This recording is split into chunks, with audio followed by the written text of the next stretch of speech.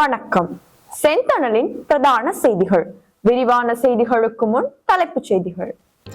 இலங்கையில் கண்டுபிடிக்கப்பட்ட மனித எச்சங்கள், சுயாதீன விசாரணையை வலியுறுத்தும் ஐக்கிய நாடுகள் சபை. செம்மணியில் அகழ்வு பணிகள், இதுவரையில் 209 எலும்புக்கூட்டு தொகுதிகள் கண்டுபிடிப்பு.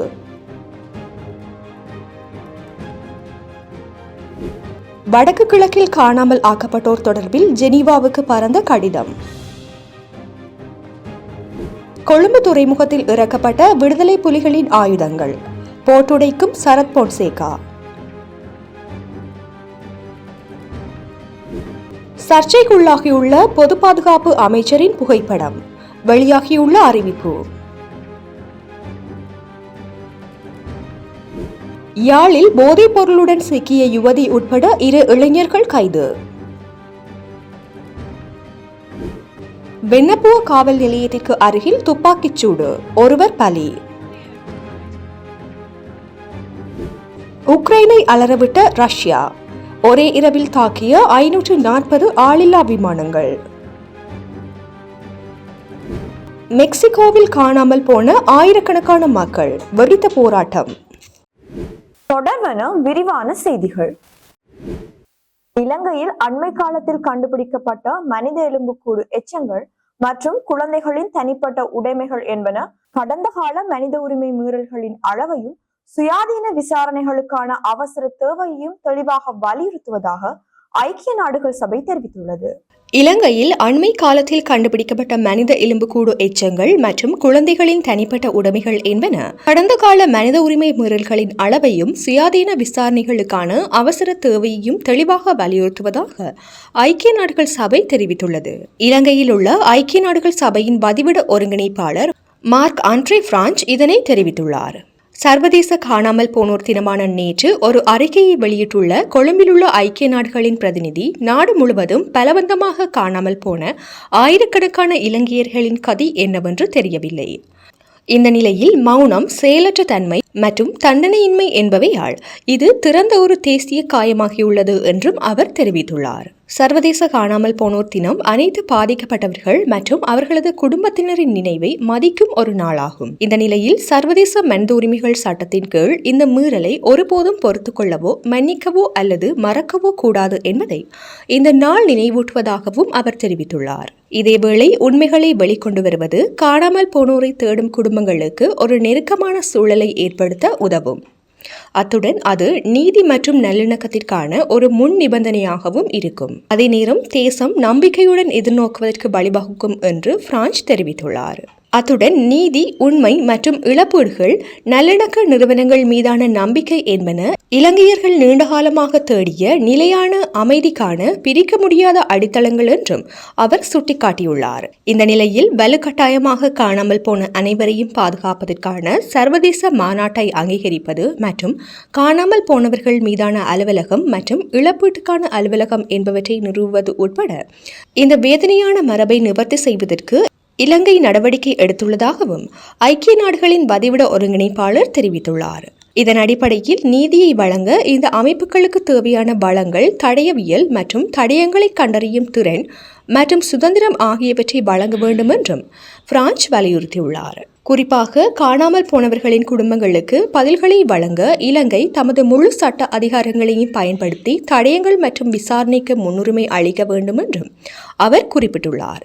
அத்துடன் புதைகுழிகளில் இருந்து மீட்கப்பட்ட பொருட்களை அடையாளம் காண உதவுமாறு பொதுமக்களை அழைப்பது வரவேற்கத்தக்க நடவடிக்கையாகும் எனினும் இன்னும் பல செயற்பாடுகள் நிறைவேற்றப்பட வேண்டியுள்ளன என்றும் ஐக்கிய நாடுகளின் பிரதிநிதி குறிப்பிட்டுள்ளார்.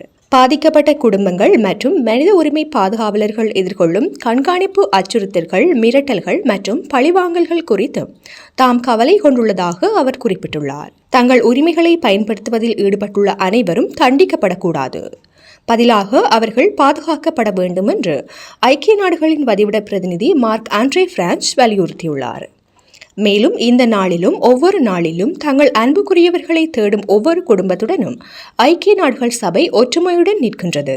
அத்துடன் பாதிக்கப்பட்டவர்கள் மற்றும் அவர்களது குடும்பங்கள் உண்மை, நீதி, இழப்பீடுகள் மற்றும் மீண்டும் நிகழாததற்கான உத்தரவாதங்களை உறுதி செய்வதற்காக வலுக்கட்டாயமாக காணாமல் போனவர்கள் தொடர்பான குற்றச்சாட்டுகள் குறித்த நம்பகத்தன்மையான சுயாதீனமான விசாரணைகள் நடத்தப்பட வேண்டும் என்பதில் ஐக்கிய நாடுகள் சபை தொடர்ந்து உறுதியாக இருப்பதாகவும் ஐக்கிய நாடுகளின் வதிவிட பிரதிநிதி மார்க் ஆண்ட்ரே பிரான்ச் தெரிவித்துள்ளார். செம்மணி மனித புதைகுழியில் இருந்து இன்றைய தினம் மதியம் வரையில் புதிதாக 10 எலும்புக்கூட்டு தொகுதிகள் முற்றாக அகழ்ந்தெடுக்கப்பட்டுள்ள நிலையில் மேலும் 12 எலும்புக்கூடுகள் அடையாளம் காணப்பட்டுள்ளன. செம்மணி மனித புதைகுழியில் இருந்து இன்றைய தினம் மதியம் வரையில் புதிதாக 10 எலும்புக்கூட்டு தொகுதிகள் முற்றாக அகழ்ந்து எடுக்கப்பட்டுள்ள நிலையில் மேலும் 12 எலும்புக்கூடுகள் அடையாளம் காணப்பட்டுள்ளது. செம்மணி மனித புதைகுழியின் 2ஆம் கட்டத்தின் 3ஆம் பகுதி அகழ்வு பணிகள் கடந்த திங்கட்கிழமை ஆரம்பிக்கப்பட்ட நிலையில் இன்றைய தினம் ஞாயிற்றுக்கிழமை 7வது நாளாகவும் முன்னெடுக்கப்பட்டுள்ளது. செம்மணி மனித புதைகுழியின் 2ஆம் கட்ட அகழ்வு பணிகளுக்காக நீதிமன்றம் 45 நாட்கள் அனுமதி வழங்கியுள்ள நிலையில் இன்றைய தினம் ஞாயிற்றுக்கிழமை 39வது நாளாக அகழ்வு பணிகள் முன்னெடுக்கப்பட்டுள்ளது. அதேவேளை கட்டம் கட்டமாக இதுவரையில் 48 நாட்கள் முன்னெடுக்கப்பட்ட அகழ்வு பணிகளின் போது இன்றைய தினம் அகழ்ந்து எடுக்கப்பட்ட 10 எலும்புக்கூட்டு தொகுதியுடன் இதுவரையில் 191 எலும்புக்கூட்டு தொகுதிகள் முற்றாக அகழ்ந்து எடுக்கப்பட்டுள்ளன. அதேவேளை இதுவரையில் 209 எலும்புக்கூட்டு தொகுதிகள் அடையாளம் காணப்பட்டுள்ளமை குறிப்பிடத்தக்கது. மேலும் இன்றைய தினம் மதியத்துடன் அகழ்வு பணிகள் நிறைவடைந்த நிலையில் நாளைய தினம் திங்கட்கிழமை காலை மீண்டும் அகழ்வு பணிகள் ஆரம்பமாக உள்ளமை குறிப்பிடத்தக்கது. வடக்கு கிழக்கில் வலிந்து காணாமல் ஆக்கப்பட்டவர்கள் தொடர்பில் ஜெனீவாவில் அமைந்துள்ள மனித உரிமைகளுக்கான உயர் ஆணையருக்கு கடிதம் ஒன்று அனுப்பப்பட்டுள்ளது. வடக்கு கிழக்கில் வலிந்து காணாமல் ஆக்கப்பட்டவர்கள் தொடர்பில் ஜெனீவாவில் அமைந்துள்ள மனித உரிமைகளுக்கான உயர் ஆணையருக்கு கடிதம் ஒன்று அனுப்பப்பட்டுள்ளது. வடக்கு கிழக்கு மாகாண வலிந்து காணாமல் ஆக்கப்பட்டவர்களின் உறவுகளின் சங்கத்தினரால் நேற்றைய தினம் குறித்த கடிதம் அனுப்பி வைக்கப்பட்டுள்ளது. அந்த கடிதத்தில் குறிப்பிடப்பட்டுள்ளதாவது 2025ஆம் ஆண்டு வலிந்து காணாமல் ஆக்கப்பட்டவர்கள் சர்வதேச தினத்தில் சர்வதேச சமூகத்திற்கு வேண்டுகோள் விடுக்கின்றோம். இலங்கை அரசாங்க படைகளாலும் துணை ராணுவ குழுக்களாலும் வலிந்து காணாமல் ஆக்கப்பட்டவர்களின் குடும்பங்களாகிய நாங்கள் இந்த புனிதமான நாளில் உங்கள் அவசர கவனத்தையும் தீர்க்கமான நடவடிக்கையையும் கோரி மீண்டும் ஒருமுறை உங்களுக்கு கோரிக்கை முன்வைக்கின்றோம். வடக்கு மற்றும் கிழக்கின் வலிந்து காணாமல் ஆக்கப்பட்டவர்களின் உறவினர்களின் சங்கத்தின் உறுப்பினர்களாக இலங்கையின் வடக்கு கிழக்கில் தொடர்ந்து 3000 நாட்களுக்கும் மேலாக நாங்கள் இடைவிடாமல் போராட்டம் நடத்தி வருகின்றோம். எங்கள் கோரிக்கைகள் மாறாமல் உள்ளன.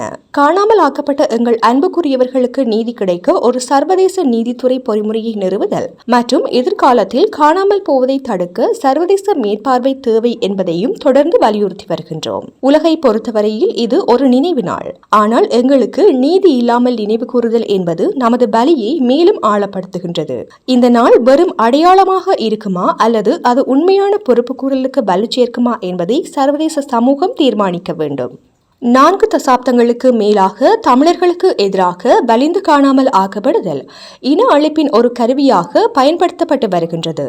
1958ஆம் ஆண்டு படுகொலைகள் முதல் 2009ஆம் ஆண்டு போரின் கொடூரமான இறுதிக்கட்டங்கள் வரை மற்றும் இன்று வரை தொடரும் கட்டமைக்கப்பட்ட இன அழிப்பு வரை அதன் குற்றவாளிகளும் அதனை இயக்கிய அடுத்தடுத்து வந்த இலங்கை அரசாங்க பொறிமுறைகளும் கடத்தல், காணாமல் போதல் மற்றும் கொலை செய்தல் ஆகியவற்றுக்கு பொறுப்பு கூறாது தப்பித்து வருகின்றன. பிப்ரவரி 2017இல் எமது தொடர் போராட்டம் தொடங்கப்பட்டதிலிருந்து காணாமல் ஆக்கப்பட்டவர்களின் நூற்றுக்கணக்கான பெற்றோர்கள் பதில் இல்லாமல் இறந்துவிட்டனர். ஸ்ரீலங்கா ராணுவ புலனாய்வு துறை மற்றும் அரச முகவர்களின் துன்புறுத்தல், அச்சுறுத்தல் மற்றும் கண்காணிப்புகள் இருந்த போதிலும் வடக்கு மற்றும் கிழக்கில் 3000 நாட்களுக்கும் மேலான தொடர்ச்சியாக இடைவிடாது போராடி வருகின்றோம். நாங்கள் தொடர்ந்து போராடுபவர்கள் மட்டுமல்ல, நாங்கள் சாட்சிகளும் பாதிக்கப்பட்டவர்களும் என்பதால் நாங்கள் தொடர்ந்து மன உறுதியுடன் போராடி வருகின்றோம். நாங்கள் தேடுவது உத்தரவாதங்களை அல்ல, நடவடிக்கைகளையே. ஜூலை மற்றும் ஆகஸ்ட் 2025க்கு இடையில் யாழ்ப்பாணத்தின் செம்மணியில் நடந்த புதைகுழி அகழ்வுகளின் போது இதுவரையில் 167க்கும் மேற்பட்ட மனித எலும்புக்கூடுகள் கண்டுபிடிக்கப்பட்டுள்ளன. அவற்றில் கைக்குழந்தைகள் மற்றும் சிறுவர்களின் எலும்புக்கூடுகளும் அடங்கும். அது மாத்திரமல்ல, சிறுவர்களின் பள்ளிப்பைகள் மற்றும் ஆடைகள் போன்ற தனிப்பட்ட உடைமைகளுடன் பால் போத்தல்களும் பொம்மைகளும் கூட வெளிவருகின்றன. இவ்வாறே வடக்கு கிழக்கின் எங்கிலும் பல மனித புதைகுழிகள் இருக்கும் என்று அஞ்சுகின்றோம். குறிப்பாக மிக பெருமளவில் தமிழர்கள் காணாமல் ஆக்கப்பட்ட கிழக்கு மாகாணத்திலும் 2009 முள்ளிவாய்க்காலிலும் காணாமல் ஆக்கப்பட்ட எமது உறவுகளின் நிலை குறித்து மிகவும் அச்சமடைகின்றோம். இலங்கையில் இதுவரையில் கண்டுபிடிக்கப்பட்ட மிகப்பெரிய புதைகுழிகளில் இதுவும் ஒன்றாகும். இருப்பினும் புதைகுழிகளை அகழ்வது மட்டும் நீதியை வழங்காது. குற்றவாளிகள் மற்றும் அதிகாரத்தில் இருப்பவர்களும் பொறுப்புக்கூறலுக்கு உட்படுத்த வேண்டும். உள்நாட்டு வழிமுறைகள் தோல்வியடைந்துள்ளன என்பதை வரலாறு காட்டுகின்றது. கீழ்மட்ட வீரர்களுக்கு தண்டனை விதிக்கப்பட்ட அரிதான நிகழ்வுகளில் பின்னர் அவர்கள் அரசியல் தலைவர்களால் மன்னிக்கப்பட்டு விடுதலையே செய்யப்பட்டுள்ளனர். உள்நாட்டு பொறிமுறைகள் மூலம் நீதியை அடைய முடியாது என்ற எமது நீண்டகால நிராகரிப்பை இது வலுப்படுத்துகின்றது. காணாமல் போனவர்கள் அலுவலகம் பலவீனமானது, அரசியல் மயமாக்கப்பட்டது மற்றும் திறமையற்றது என்று நிரூபிக்கப்பட்டுள்ளது. பல வருட வாக்குறுதிகள் இருந்த போதிலும் அது உண்மை அல்லது பொறுப்புக்கூறலை வழங்கவில்லை. ஒரு அரசு தனது சொந்த குற்றங்களை நம்பகத்தன்மையுடன் விசாரிக்க முடியாது என்பது மறுக்க முடியாத ஒரு உண்மை. போரின் இறுதி நாட்களில் ஸ்ரீலங்கா அரசு படைகள் சரணடைந்தவர்களுக்கு பாதுகாப்பான விடுதலையை உறுதியளித்தன. இருப்பினும் அவர்கள் காணாமல் ஆக்கப்பட்டனர். இதில் பெண்கள், தாய்மார்கள், சிறுவர்கள் மற்றும் கைக்குழந்தைகள் அடக்குவார்கள். இன்று பல புதைகுழிகள் வெளிவரும் இந்த சந்தர்ப்பத்தில் இவர்கள் தொடர்பான அச்சம் மேலும் பலப்பெறுகின்றது. உண்மையை வெளிக்கொண்டு வரவும் குற்றவாளிகளை தண்டிக்கவுமான நம்பகமான சர்வதேச பொறிமுறைக்கான எங்கள் கோரிக்கையை இது வலுப்படுத்துகின்றது. ஐக்கிய நாடுகள் பணிக்குழுவின் முன் தீர்க்கப்படாத இரண்டாவது அதிக எண்ணிக்கையிலான வலிந்து காணாமல் ஆக்கப்பட்ட வழக்குகளை ஸ்ரீலங்கா கொண்டுள்ளது. இருப்பினும் அர்த்தமுள்ள UNHRC மேற்பார்வையை ஸ்ரீலங்கா அரசு தொடர்ந்து நிராகரித்து வருகின்றது. உண்மை மற்றும் பொறுப்புக்கூறலை தொடர்ந்தும் தடுத்து வருகின்றது. உள்நாட்டு செயல்முறைகள் தோல்வியடைந்து விட்டன என்பதை சர்வதேச சமூகம் அங்கீகரிக்க வேண்டும். ஒரு பாரபட்சமற்ற சர்வதேச பொறிமுறையால் மட்டுமே நீதியை வழங்க முடியும். செப்டம்பர் 2025 UNHRC அமர்வு கவலை வெளிப்பாடுகளுக்கு அப்பால் நகர்ந்து இலங்கையை சர்வதேச குற்றவியல் நீதிமன்றத்திற்கு பரிந்துரைக்குமாறு நாங்கள் வலியுறுத்துகின்றோம். ஐநாவின் முன்னாள் உயர் ஆணையர் மிஷேல் பச்லெட்டின் சர்வதேச குற்றவியல் நீதிமன்றத்திற்கான பரிந்துரைகளை மீண்டும் நாங்கள் நினைவுபடுத்துகின்றோம். இந்த பரிந்துரைக்கு மேலும் 26 முன்னாள் ஆணையர்கள் ஆதரவு அளித்தனர். அவர்கள் ICC பரிந்துரையுடன் இலக்கு வைக்கப்பட்ட தடைகள் மற்றும் நீதிக்கான நம்பகமான பாதைகளாக உலகளாவிய அதிகார வரம்பு ஆகியவற்றை கோரியிருந்தனர். இலங்கையின் வடக்கு மற்றும் கிழக்கு பகுதியின் கட்டமைக்கப்பட்ட இன அழிப்பு, தண்டனையிலிருந்து விலக்கு மற்றும் நீதிக்கான தடைகள் ஆகியவற்றின் நீண்ட வரலாற்றை கருத்தில் கொண்டு இலங்கையின் வடக்கு மற்றும் கிழக்குக்கான சிறப்பு அறிக்கையாளரை நியமிக்கவும் நாங்கள் அழைப்பு விடுக்கின்றோம். மனித உரிமைகள் கவுன்சிலால் நீதி பொறிமுறையை முன்னெடுக்க முடியாதவிடத்து இந்த விடயத்தை ஐக்கிய நாடுகள் சபையின் பொதுச்சபைக்கு அனுப்ப வேண்டும் என்றும் நாங்கள் வலியுறுத்துகின்றோம். இலங்கையில் வலிந்து காணாமல் ஆக்கப்படுதல் மற்றும் இன அழிப்பில் ஈடுபட்ட குற்றவாளிகள் எங்கு சென்றாலும் நீதியை எதிர்கொள்வதை உறுதி செய்ய உலகளாவிய அதிகார வரம்பை பயன்படுத்துமாறு ஐக்கிய நாடுகள் உறுப்பு நாடுகளையும் நாங்கள் கேட்டுக்கொள்கின்றோம். இறுதியாக, காணாமல் ஆக்கப்பட்டவர்கள் சர்வதேச தினம் வெறும் அடையாளப்படுத்தலை தாண்டியதாக இருக்க வேண்டும். நீதியும் பொறுப்பு கூறலும் இல்லாத விடத்து இலங்கையில் இன அழிப்பும் அதன் சுழற்சியும் தொடரும். இந்த நாள் நினைவு கூறுவதை விட செயற்பாடே அதிகமாக இருக்க வேண்டும் என்றும் குறிப்பிடப்பட்டுள்ளது. விடுதலை புலிகளின் ஆயுதங்கள் கொழும்பு துறைமுகத்தில் இறக்கப்பட்டு தரை மார்க்கமாக கொண்டு செல்லப்பட்டு காவலரண்களில் இருக்கும் இராணுவத்தினர் காவல்துறையினருக்கு கப்பம் கொடுத்து மாற்றப்பட்ட விடயத்தை கடுமையாக எதிர்த்ததாக ஸ்ரீலங்காவின் முன்னாள் இராணுவ தளபதி சரத் பொன்சேகா தெரிவித்துள்ளார்.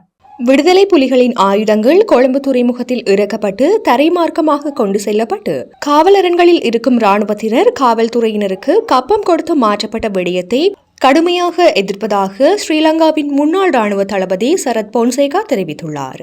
இணையதளம் ஒன்றுக்கு வழங்கிய செவியிலேயே சரத் பொன்சேகா குறித்த தகவலை வெளியிட்டுள்ளார்.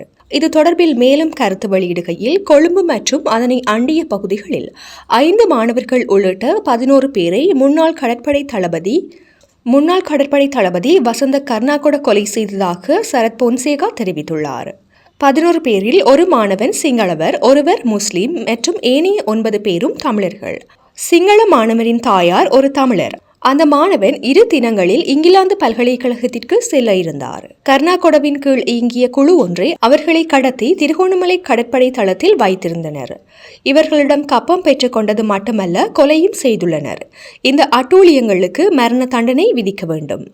நான் இராணுவ தளபதியாக பதவியேற்ற பின்னர் நடைபெற்ற 1வது பாதுகாப்பு கவுன்சில் கூட்டத்தின் போது கர்நாகொட புலிகளுக்கு ஆயுதங்கள் கடலில் வருவதில்லை, கொழும்பு துறைமுகத்தில் இறக்கப்பட்டு அதுவும் பெரிய ஆயுதங்களான ஆட்லரிகள் தரை மார்க்கமாக கொண்டு செல்லப்பட்டு வவுனியாவில் இருந்த காவலரண்களில் இருக்கும் இராணுவத்தினர் காவல்துறையினருக்கு கப்பம் கொடுத்து மாற்றப்படுவதாக தெரிவித்தார்.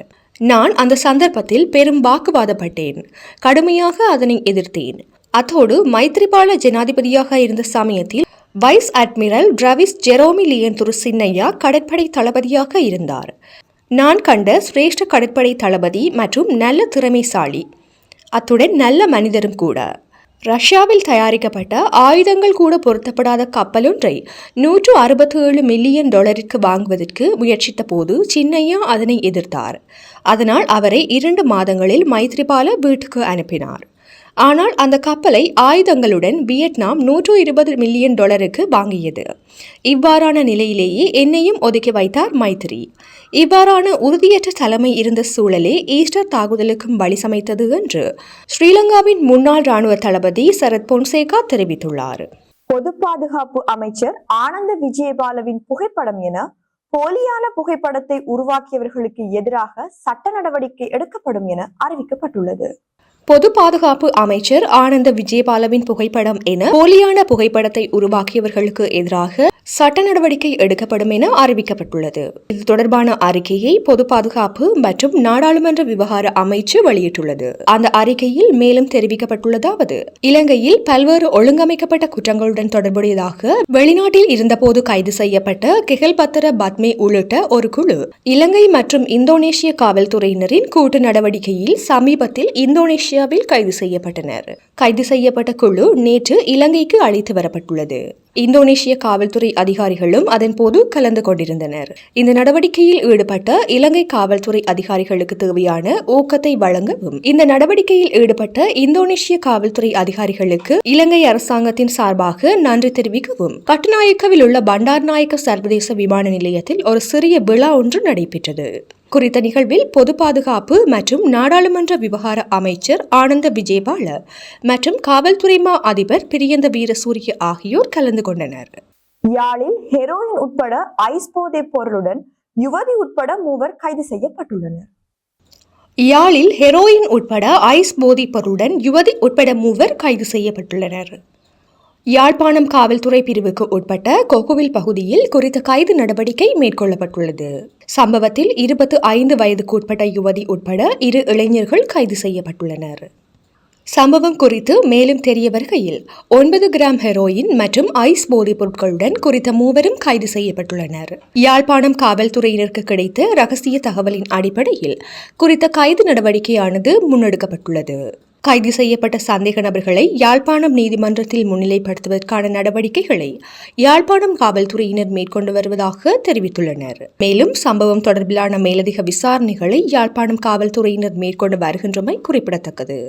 வெண்ணப்புவ போலீஸ் நிலையத்துக்கு அருகிலுள்ள வேவா சாலை பகுதியில் இன்று காலை 10:30 மணி அளவில் துப்பாக்கிச் சூட்டு சம்பவம் ஒன்று இடம்பெற்றுள்ளது.